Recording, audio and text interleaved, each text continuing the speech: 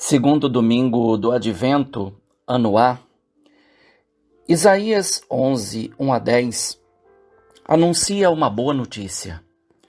Uma criança que nasce é sempre um sinal de esperança. Mais ainda porque sobre essa criança repousará o Espírito do Senhor, dando-lhe seus dons, que caracterizarão o seu agir justo para estabelecer a justiça.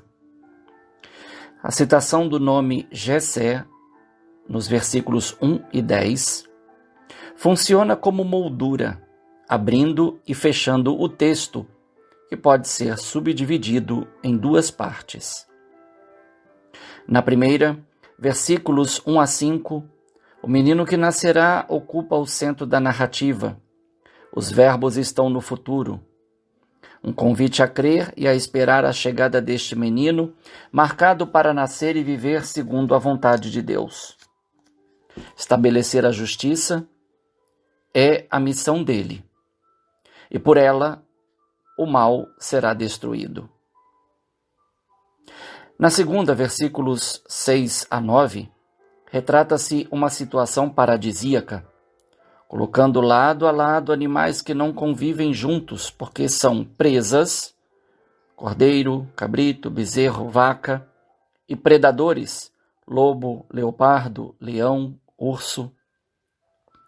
Nota-se a dupla menção ao termo criança, acrescido do termo menino, criando um vínculo com a primeira parte. Quando diz: o menino desmamado não temerá pôr a mão na toca da serpente, evoca-se a sua imunidade frente a tudo o que é considerado hostil. Assim, as imagens dos animais vivendo juntos exemplificam a justiça estabelecida na terra entre todos os seres vivos. O centro do anúncio aparece claro no versículo 9: não haverá danos nem mortes. Este menino que nascerá, ao fustigar a terra com a força da sua palavra, versículo 4, encherá a terra com o saber do Senhor, e todas as nações se beneficiarão. A temática da primeira leitura, que gira ao redor da justiça, repousa sobre um descendente de Jessé, prossegue no Salmo 71, no papel régio messiânico, cujo domínio é universal. Por toda parte, a justiça é a característica do seu reinado. Atenção particular para os menos favorecidos citados, pobres, indigentes, infelizes e humildes. Pode-se vincular a segunda leitura com diversos aspectos da primeira leitura. Por exemplo, a instrução lembra a força da palavra trazida pelo Filho anunciado. A harmonia e a concórdia evocam a ação pacífica e pacificadora do governo pautado na justiça. O benefício estendido aos pagãos associa-se perfeitamente ao que os povos buscam e encontram na raiz de Jessé que brota. Na verdade, Romanos 15, 4-9 exemplifica muito bem a aplicação e realização de Isaías 11, 1-10 a Jesus Cristo, aceito como descendente de Davi. A justiça se manifesta na fraternidade exercida e vivida entre os cristãos, superação de todas as formas de violência. Assim, tendo como que um só coração e a uma só voz, glorificareis o Deus e Pai do Senhor nosso Jesus Cristo. Versículo 6. Neste segundo domingo do Advento, a figura de João Batista parece predominar no Evangelho, mas o enfoque é a preparação e, concomitante a ela, está o tema da conversão. João Batista concretiza, segundo a perspectiva de Mateus, Isaías 43. Vós que... Após uma breve descrição da austeridade vivida por João, o enfoque passa para a forma como concretiza a sua missão. Não fala de si, mas de como usa a sua voz para preparar o caminho do Senhor, chamando as pessoas ao arrependimento e à conversão. Fariseus e saduceus não são poupados, mas recebem duras críticas, como exemplos bem claros sobre a vontade de Deus negligenciada. Do batismo pela água se passa ao batismo pelo fogo, que nele transforma tudo que toca. Vê-se a forte ligação entre os versículos 11 e 12 e o anúncio do Rei Messias da primeira leitura. Jesus, ungido pelo Espírito Santo, pôs em ação o reino de Deus, promovendo a justiça que estabelece a paz entre os seres humanos, ensinando-os a fazer o bem e a viver na verdade. Assim, o fogo consome a palha do pecado.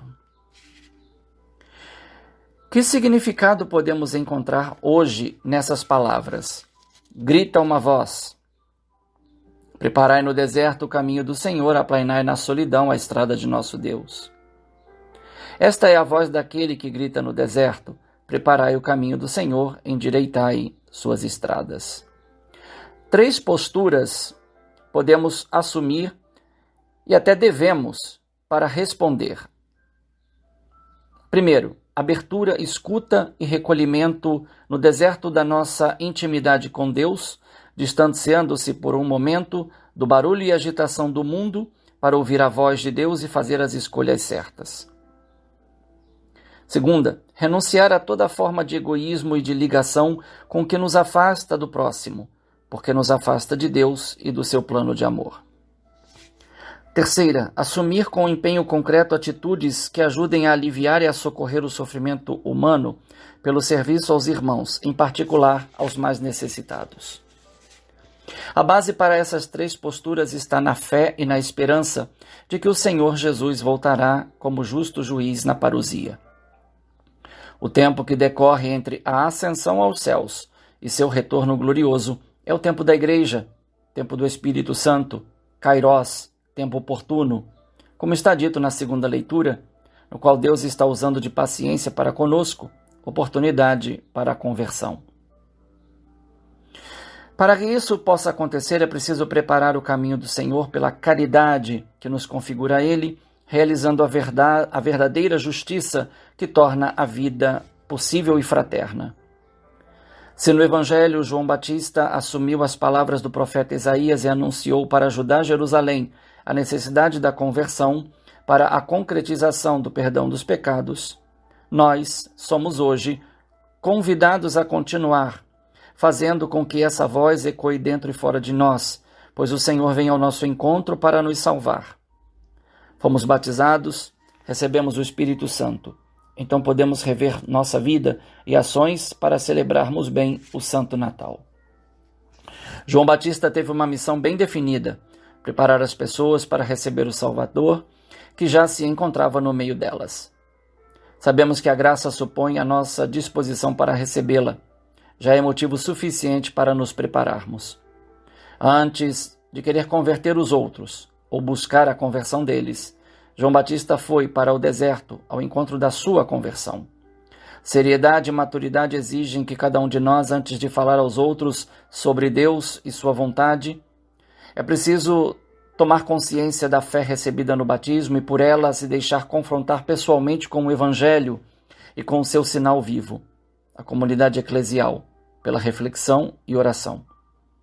Enfim, é preciso evitar todo tipo de verticalismo desencarnado, isto é, sem o próximo, julgando que conversão é só pensar em Deus. Hoje, mais do que nunca, preparar o caminho do Senhor implica no empenho pessoal e comunitário para promover a justiça, a fraternidade e a liberdade de todas as formas de opressão. A boa nova de Jesus Cristo suscita um verdadeiro interesse quando é testemunhada pelo que nos qualifica como cristãos: o mandamento do amor. Amai-vos uns aos outros, como eu vos amei. Um bom segundo domingo do Advento. Um fraterno abraço. Padre Leonardo Agostini.